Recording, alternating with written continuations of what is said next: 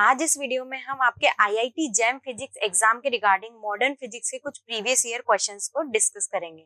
Modern physics में in general 3 subjects को include किया जाता है, quantum mechanics, special theory of relativity या एसटीआर एंड न्यूक्लियर फिजिक्स।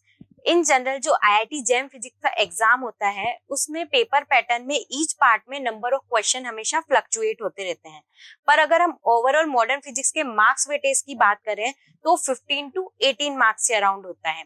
अगर हम हमारा जो लास्ट पेपर है 2019 वाला पेपर उसको एनालाइज करें तो उसमें हम देखेंगे कि जो टोटल नंबर ऑफ क्वेश्चंस है वो 9 क्वेश्चंस पूछे गए हैं जिनका टोटल मार्क्स वेटेज है 15। ओके, जिसमें एमसीक्यू पार्ट में 4 क्वेश्चंस पूछे गए हैं, एमएसक्यू पार्ट में 2 क्वेश्चंस पूछे गए हैं एंड एनएटी पार्ट में 3 क्वेश्चंस पूछे गए हैं। तो आज इस वीडियो में हम क्वांटम मैकेनिक्स से रिलेटेड कुछ प्रीवियस ईयर क्वेश्चंस को डिस्कस करेंगे और देखेंगे कि किस तरीके से इन क्वेश्चंस को सॉल्व किया जाता है। So let's move towards the questions. So the first question is, for a quantum particle confined inside a cubic box of side L, the ground state energy is given by E naught, the energy of the first excited state is. Okay, तो first thing is कि हमें यहाँ पर क्या given है, cubic box given है। Cubic box का मतलब जो हमारा बॉक्स है वो क्या हुआ, 3 डायमेंशनल बॉक्स हुआ। दैट मीन्स हमारा क्वेश्चन हुआ रिगार्डिंग मल्टी डायमेंशनल पोटेंशियल। तो फर्स्ट हिंट जो हमें यहाँ से मिला वो है हमारा क्वेश्चन किसके रिगार्डिंग है, मल्टी डायमेंशनल पोटेंशियल के रिगार्डिंग है। मल्टी डायमेंशनल पोटेंशियल, ठीक है।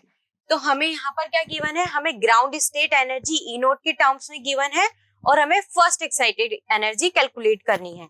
तो पहले जो हमें इसकी एनर्जी आइगन वैल्यू यानी हमें 1D बॉक्स के लिए पार्टिकल इन अ बॉक्स के लिए 3 डायमेंशन में जो एनर्जी आइगन वैल्यू का फॉर्मूला है वो लिखना होगा। तो वो क्या होता है, ENX ENY ENZ is equal to NX square plus NY square plus NZ square pi square H cross square over 2ml square. L क्या है यहाँ, विड्थ ऑफ द पोटेंशियल जो हमें गिवन है कि इसकी साइड कितनी है क्यूबिक बॉक्स की, L, ठीक है। तो यहाँ से हमें एनर्जी का फॉर्मूला मिल गया। अब हमें क्या है, ई नोट गिवन है, क्या है, ग्राउंड स्टेट एनर्जी। तो ग्राउंड स्टेट के लिए NX is equal to NY is equal to NZ is equal to क्या हो जाएगा, 1। उस कंडीशन में जो हमारी ग्राउंड स्टेट एनर्जी होगी ई नोट वो क्या होगी, 3 पाई square H cross square 2ml square. अब हमें क्या कैलकुलेट करना है, फर्स्ट एक्साइटेड एनर्जी कैलकुलेट करनी है। तो फर्स्ट एक्साइटेड एनर्जी के लिए हम क्या कर सकते हैं, NX NY और NZ तीनों की वैल्यू क्या है, इक्वल है 1 1 1। तो हम किसी एक की वैल्यू 1 इंक्रीज करके इसको फर्स्ट एक्साइटेड एनर्जी को कैलकुलेट कर सकते हैं। तो उस कंडीशन में या तो हम ले सकते हैं 1 to 1 या फिर 2 1 1 या फिर 1 1 2, ठीक है। तीनों कंडीशन में हमारा आंसर क्या आएगा, सेम आएगा। तो क्वेश्चन डीजेनरेसी के रिगार्डिंग नहीं है तो हम कोई सा भी पेयर यूज कर सकते हैं। तो उस कंडीशन में ई नोट के टर्म्स में हमारी जो एक्साइटेड स्टेट की एनर्जी होगी वो क्या होगी, ENX ENY ENZ। इसको हम E1 से डिनोट कर देते हैं, फर्स्ट एक्साइटेड स्टेट की एनर्जी वो यहाँ पर होगी। सपोज हमने 2 1 1 लिया है तो NX का स्क्वायर यहाँ पे हो जाएगा 4 प्लस 1 प्लस 1 पाई square H cross square over 2ml square. तो यहाँ पे हो गया 6 पाई square H cross square over 2ml square.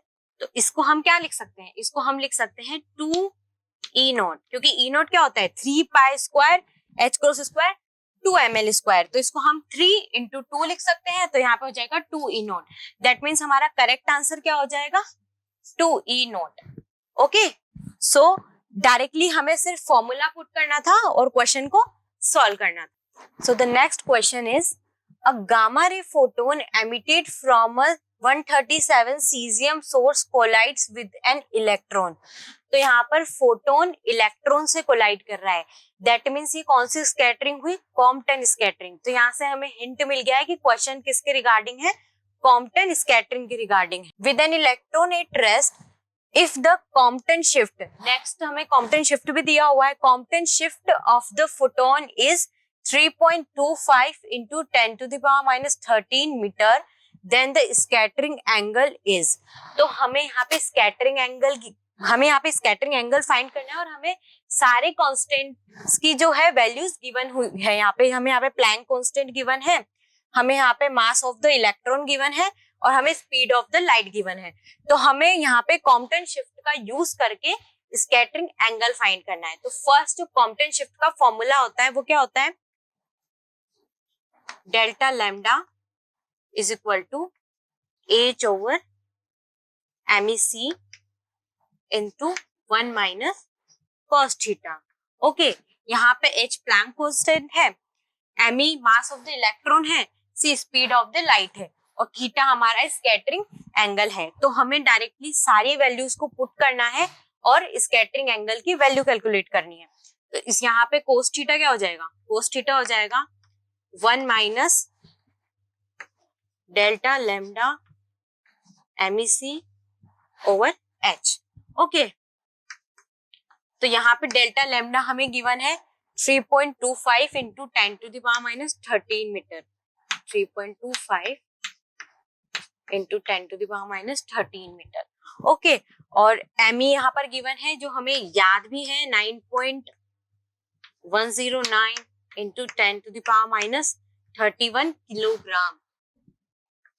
ठीक है, नेक्स्ट स्पीड ऑफ लाइट भी हमें मालूम है 3 into 10 to the power 8 metre per second. ठीक है, तो अब प्लैंक कांस्टेंट की जो वैल्यू है वो यहाँ पर क्या गिवन है 6.62 into 10 to the power -34 joule second.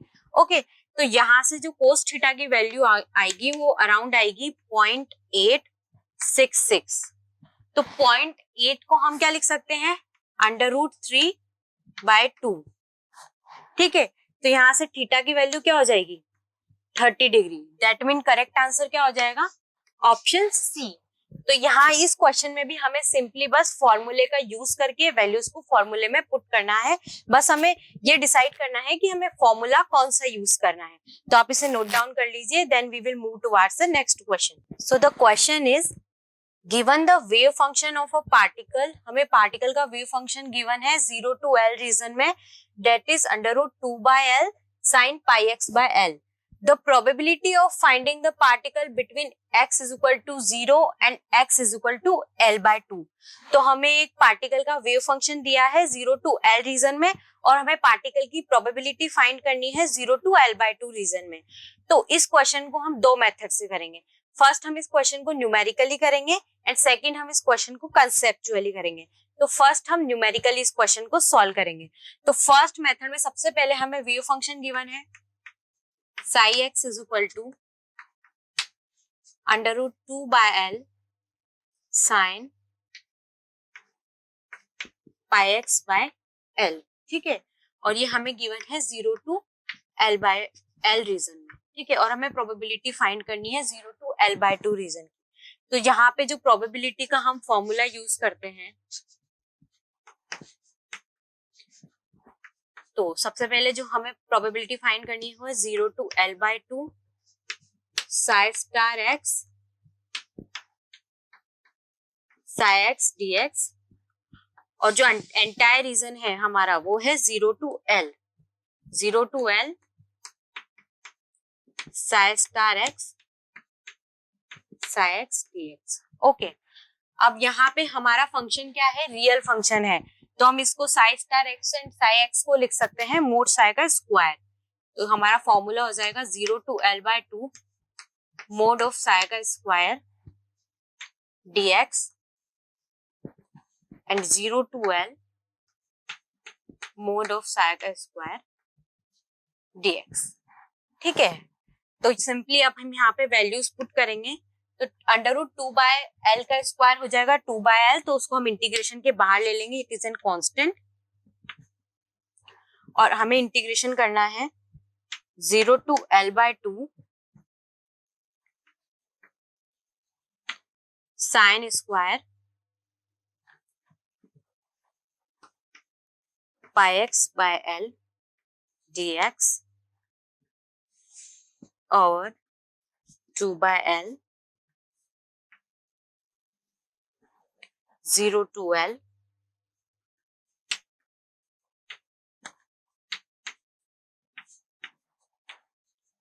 ठीक है। अब हमें स्क्वायर टर्म को क्या करना पड़ेगा, लीनियर टर्म में यानी कि 1 पावर वाली टर्म में कन्वर्ट करना पड़ेगा। तो उसके लिए साइन स्क्वायर एक्स को अगर हमें लीनियर टर्म में कन्वर्ट करना है तो हम क्या फॉर्मूला यूज करेंगे, 1 minus cos x by cos 2x/2।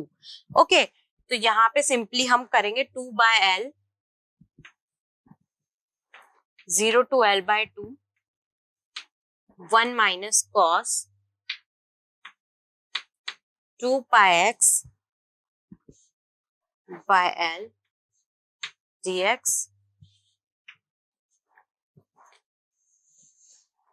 and similarly 0 to l 1 minus cos 2πx by l dx divided by 2। Okay, तो यहां तक आप लोग पहले नोट डाउन कर लीजिए, देन हम फर्दर इस क्वेश्चन को प्रोसीड करेंगे।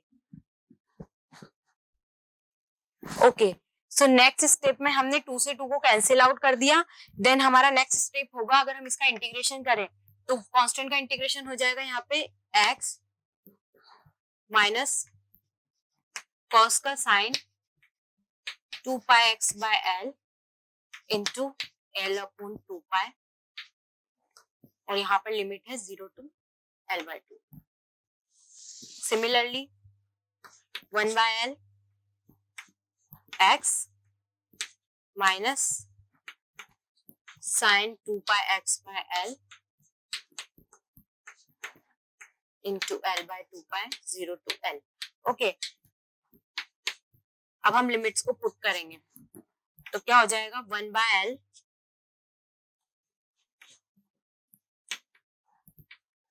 यहाँ पे बनेगा l/2 minus 0 that is l/2, और ये टर्म क्या हो जाएगी 0, क्योंकि साइन पाई भी 0 होता है, साइन 0 भी 0 होता है, तो ये टर्म हमारी हो जाएगी 0। सिमिलरली यहाँ पर बनेगा 1/l इंटू l माइनस, और यहाँ पर भी क्या हो जाएगा, साइन 2π भी हो जाएगा 0 और साइन 0 भी हो जाएगा 0, तो ये टर्म भी हो जाएगी 0। तो ऊपर जो बचेगा वो बचेगा 1/2, नीचे बचेगा 1, दैट मीन्स प्रोबेबिलिटी क्या हो गई 1/2 यानी कि 0.5, प्रोबेबिलिटी हो गई हाफ। ठीक है, तो ये हमारी probability I 0 to l/2 reason में। तो ये तो हमने क्वेश्चन को न्यूमेरिकली सॉल्व किया, अब हम क्वेश्चन को कंसेप्चुअली सॉल्व करेंगे। ओके, तो आप इसे नोट डाउन कर लीजिए, then will move towards the further. Okay, तो सबसे पहले अगर हम 0 to l रीजन के लिए जो हमारा वेव फंक्शन है particle in a box problem के लिए, उसका जनरलाइज्ड एक्सप्रेशन लिखे तो वो क्या होता है, √2 by width sine n/x by width, और यहाँ पे जो √2 बाय विड्थ होता है वो क्या होता है, नॉर्मलाइजेशन कांस्टेंट।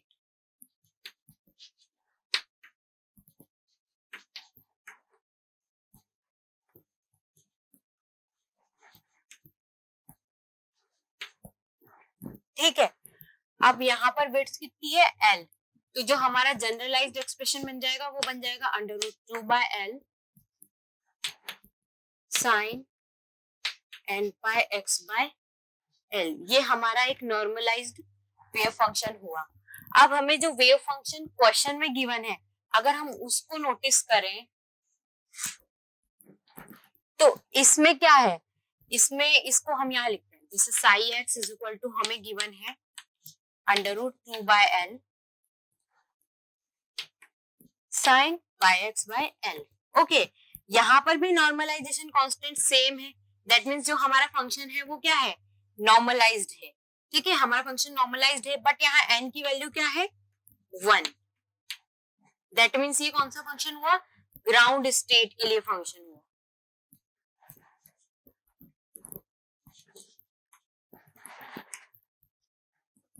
ठीक है, और फर्स्ट थिंग जो हमें ऑलरेडी पता है कि अगर हमारा फंक्शन 0 to L में डिफाइन है, तो जो एंटायर जो हमारा रीजन है उसमें हमारी प्रोबेबिलिटी हमेशा क्या होगी, 1 होगी। जो हमने अभी न्यूमेरिकली सॉल्व किया था उसमें भी जो हमें डिनोमिनेटर में टर्म आ रही थी वो क्या आ रही थी, 1 आ रही थी।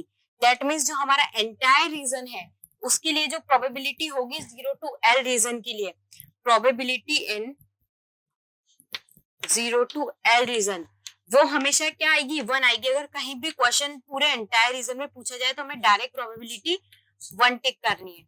अब हमें क्वेश्चन में क्या पूछा है, 0 to L/2 के बीच में प्रोबेबिलिटी पूछी है, यानी कि हमें half of the potential well में प्रोबेबिलिटी पूछी है, तो उसको डायरेक्टली हम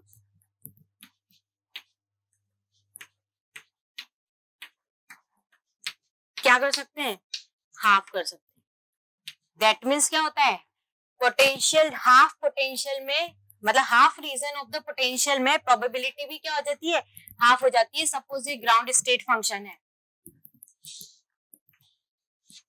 इस पूरे रीजन में अगर प्रोबेबिलिटी 1 है तो हाफ रीजन में प्रोबेबिलिटी ऑटोमेटिकली इस रीजन में क्या हो जाएगी, हाफ हो जाएगी। ठीक है, तो यहाँ से हम इस क्वेश्चन को डायरेक्टली भी सॉल्व कर सकते थे, और ये कॉन्सेप्ट हमें हमेशा याद रखना है क्योंकि आगे भी जो न्यूमेरिकल प्रॉब्लम्स होगी उनमें हम इन कॉन्सेप्ट्स को डायरेक्टली यूज करेंगे। आई होप ये वीडियो आपके लिए हेल्पफुल रहेगा। Thank you.